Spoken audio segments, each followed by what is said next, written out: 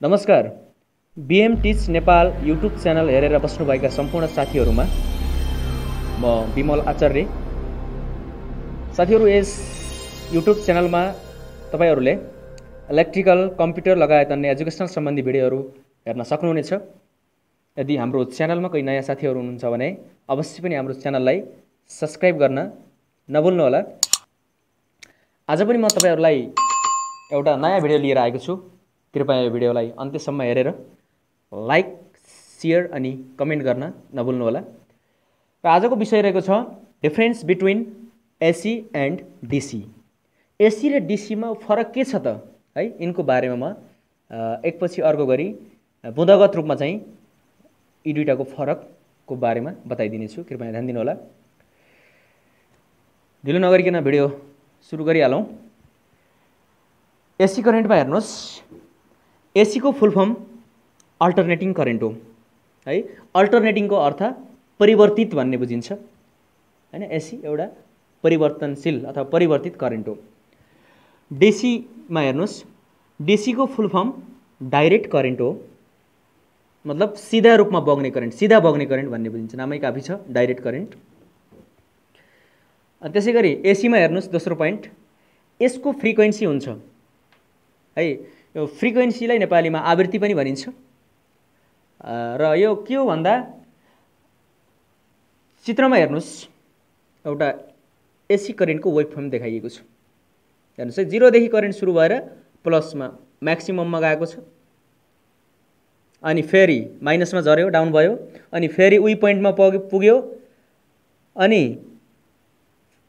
फेरि म्याक्सिमममा गयो, अनि फेरि मिनिमममा आयो। मतलब यो के हुन्छ भन्दा एसी करेन्टले यस्ता साइकलको सङ्ख्याहरू है, यो 1 सेकेन्डमा यस्ता साइकलका सङ्ख्याहरू, अथवा एसी करेन्टले 1 सेकेन्डमा पार गर्ने यस्ता साइकलको सङ्ख्यालाई के भनिन्छ भन्दा फ्रिक्वेन्सी भनिन्छ के। र नेपालको फ्रिक्वेन्सी 50 हर्ट्ज छ। यसको अर्थ के त भन्दा एसी करेन्टले 1 सेकेन्डमा 50 साइकल पुरा गर्छ भन्ने बुझिन्छ। र यो फ्रिक्वेन्सी कन्ट्री अनुसार फरक हुन्छ। नेपालको केसमा चाहिँ 50 हर्ट्ज छ है। अनि डिसीमा हेर्नुहोस्, डिसीको फ्रिक्वेन्सी हुँदैन। ल यसमा पनि एउटा चित्र हेर्नुहोस्, अघिको चित्र र यसमा के छ, पक्कै पनि डिफ्रेन्ट छ। अघिको एसीमा के थियो भन्दा त्यसले साइकलका सङ्ख्याहरू पुरा गर्थ्यो, वेभहरू देखाइएको थियो। तर यसमा चाहिँ के छ, सिधा रूपमै एकतर्फी, डिसी भनेको एकतर्फी बग्ने करेन्ट, अथवा यसमा एसीको जस्तो फ्रिक्वेन्सी हुँदैन है। डिसीमा के हुन्छ भन्दा फ्रिक्वेन्सी हुँदैन, एसीमा फ्रिक्वेन्सी हुन्छ। फेरि एसीमा हेर्न सक्नुहुन्छ, समयअनुसार एसी करेन्टको म्याग्निट्युड परिवर्तन भइरहन्छ र यसको डिरेक्सन परिवर्तन हुन्छ है। मतलब मैले भने अघि, यो एसी करेन्टको के हुन्छ भन्दा टाइमिङ अनुसार घरि म्याक्सिमम घरि मिनिमम, मतलब यसले वेभहरू के चेन्जिङ भइरहेको छ है, परिवर्तनशील हुन्छ के है। र एउटै दिशामा बग्दैन, यसले डिरेक्सन पनि के गर्छ, चेन्जिङ गर्छ। अनि डिसीमा हेर्न सक्नुहुन्छ, यसको म्याग्निट्युड समयअनुसार परिवर्तन हुँदैन र एउटै दिशामा प्रवाह हुन्छ है। मतलब एसी करेन्टको जस्तो डिसीमा चाहिँ म्याग्निट्युड परिवर्तन हुने अनि साइकलका सङ्ख्याहरू पुरा गर्ने अथवा डिरेक्सन चेन्जिङ गर्ने हुँदैन। यो यसको रफ्तार के हुन्छ, एकतर्फी हुन्छ, एउटै दिशामा प्रवाह हुन्छ। अनि एसीमा हेर्न सक्नुहुन्छ अर्को, यसलाई सजिलैसँग यान्त्रिक विधिबाट जेनेरेटरबाट उत्पादन गर्न सकिन्छ है।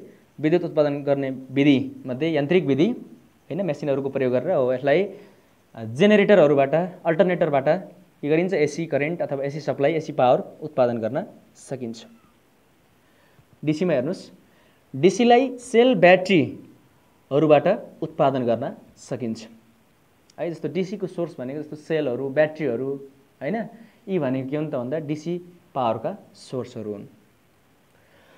एसीमा हेर्नुहोस्, एसी पावरलाई स्टोरेज गरेर राख्न सकिँदैन भन्नाले एसीलाई हामीले जम्मा गर्न सक्दैनौँ। जस्तो ब्याट्रीहरूमा एसी पावर सङ्कलन गर्न राख्ने त्यस्तो हुँदैन है। अथवा एसीलाई हामीले एक ठाउँमा स्टोरेज यानि कि जम्मा गरेर राख्न सक्दैनौँ। डिसीमा हेर्नुहोस्, डिसी पावरलाई स्टोरेज गरेर राख्न सकिन्छ। जस्तो हामीले घरमा लाइन आएको बेलामा चाहिँ इन्भर्टरबाट एसीलाई हैन डिसी मतलब त्यो रेक्टिफिकेसनद्वारा डिसी बनाएर ब्याट्री चार्ज गर्ने र लाइन सप्लाई गयो भने त्यो डिसी ब्याट्रीको डिसीलाई फेरि इन्भर्टरको सहायताले एसी बनाएर लोडहरू चलाइन्छ नि हो मतलब, अथवा सोलरबाट डिसी ब्याट्रीहरू चार्ज गरिन्छ हैन। हो यसरी चाहिँ ब्याट्रीहरूमा डिसीलाई के गर्न सकिन्छ, जम्मा गरेर राख्न सकिन्छ, तर एसीलाई चाहिँ सकिँदैन। एसीमा हेर्नुहोस्, एसीमा पावर फ्याक्टर 1 भन्दा कम हुन्छ है। अनि डिसीमा हेर्नुहोस्, डिसीमा पावर फ्याक्टर 1 हुन्छ। यो पावर फ्याक्टर एकदमै इम्पोर्टेन्ट विषयवस्तु छ, म यसलाई छुट्टै एउटा भिडियो बनाउने छु। र नेपालमा एसी करेन्टको केसमा है, एसीमा पावर फ्याक्टरको एभरेज भ्यालु 0.8 मानिएको छ र डिसीमा पावर फ्याक्टर 1 हुन्छ, एसीमा 1 भन्दा कम हुन्छ। अनि त्यसैगरी एसीमा अर्को पोइन्ट हेर्नुहोस्, भोल्टेजलाई ट्रान्सफर्मरको सहायताले आवश्यकता अनुसार घटबड गर्न सकिन्छ। जस्तो एसी भोल्टेजलाई यदि भोल्टेज बढाउनु पर्ने हो भने स्टेप अप गरिन्छ, यदि भोल्टेजलाई घटाउनु पर्ने छ भने स्टेप डाउन गरिन्छ। मतलब ट्रान्सफर्मरको सहायताले एसी भोल्टेजलाई सजिलै घटबड गराउन सकिन्छ। डिसीमा हेर्नुहोस्, भोल्टेजलाई ट्रान्सफर्मरबाट घटाउन बढाउन सकिँदैन। मतलब डिसी ट्रान्सफर्मर हुँदैन, अथवा एसी भोल्टेजलाई जस्तो डिसी भोल्टेजलाई ट्रान्सफर्मर प्रयोग गरेर घटबड गराउन सकिँदैन।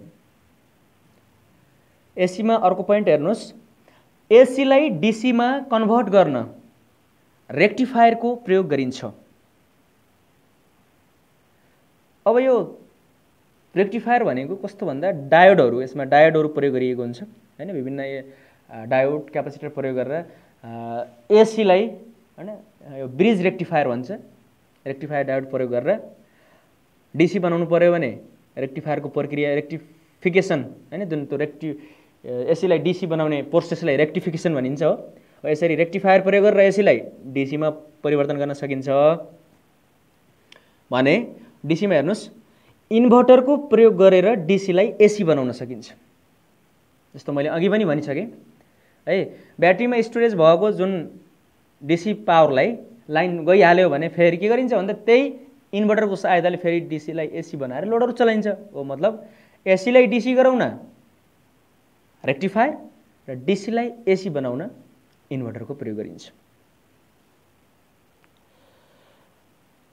अर्को पोइन्टमा हेर्न सक्नुहुनेछ, एसीमा एसीलाई विभिन्न घरेलु तथा औद्योगिक लोडहरू चलाउन प्रयोग गरिन्छ है। यो जस्तो हाम्रो घरहरूमा आउने सप्लाई भनेको एसी हो हैन। विभिन्न किसिमका मोटरहरू, लाइटहरू, हिटरहरू चलाउने काम केबाट गरिन्छ घरहरूमा हैन, विभिन्न इन्डस्ट्रीहरूमा भन्दा एसी सप्लाईबाट गरिन्छ।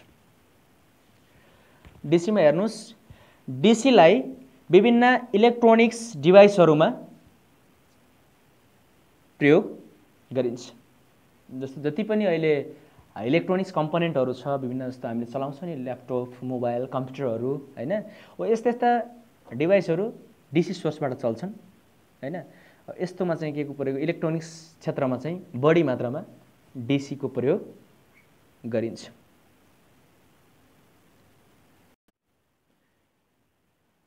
साथीहरू, हामीले एसी र डिसीको बारेमा फरक छुट्याइरहेका छौँ, अथवा एसी करेन्ट के हो, डिसी करेन्ट के हो भन्ने विषयमा।